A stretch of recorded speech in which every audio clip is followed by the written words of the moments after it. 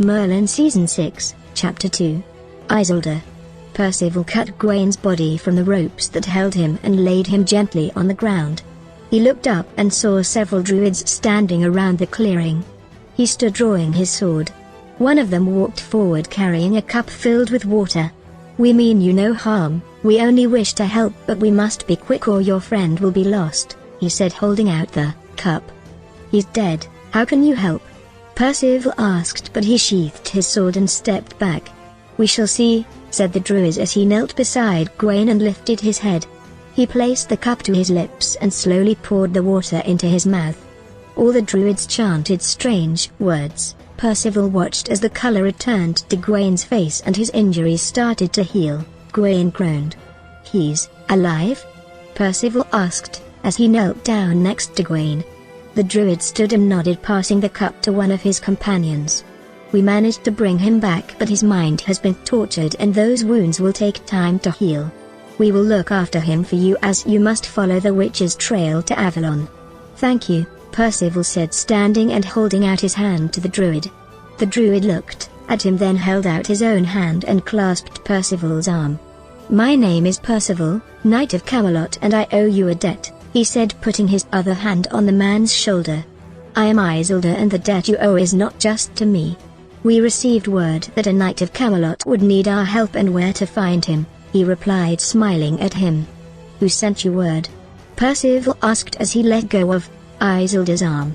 "That I do not know, the message came in a vision and not all was clear." "Well, I am grateful that you heeded the message," Percival said, looking down at Gawain. The other druids were gathered around him chanting. One of them knelt and placed his hands on Gawain's head. "There was more to the message, if you would hear it," Iseldir said, taking Percival's arm and leading him away from the others. "Was there news of the king?" he asked. He was anxious to get away, but he would listen to Isildir's message. He felt the druid had something important to say that should be heard. "King Arthur's fate is hidden from us, we cannot see him and fear he has left this world." Isildir watched Percival. The knight was strong, but there were tears in his eyes. He pulled himself together. Concern for his friend and the grief he felt for his king was replaced by determination. "Still, I must go and see if I can find news of him," Percival sighed. Isildir decided he could trust this knight. Mighty though he was, he had a good heart and would honor his debt. "We were shown a shadow spreading across the lands, sickness and death to all that it touches. Your friend's strength will be needed to fight this evil, so we were sent to save him." "Is this the work of Morgana?" Percival asked, wishing he had killed her. "We do not know, just that you will need our help again and we will need yours. I'll do whatever I can and Camelot will reward you for saving our friend," he said, watching as the druids lifted Gawain onto his horse.